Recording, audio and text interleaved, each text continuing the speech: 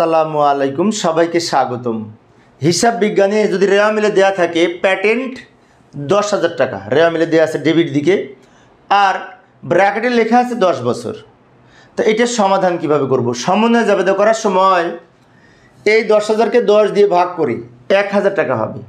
সেই 1,000 টাকা হচ্ছে অবলোপন। কপিরাইট এই প্যাটেন্ট হচ্ছে অদৃশ্য সম্পদ, অদৃশ্য সম্পদের অবচয়কে অবলোপন বলে। তাই আমরা অবলোপনের জন্য জাবেদা করব প্যাটেন্ট এর অবলোপন ডেবিট 10,000কে 10 দিয়ে ভাগ করে 1,000 টাকা, আর প্যাটেন্ট হিসাব ক্রেডিট এই 1,000 টাকা।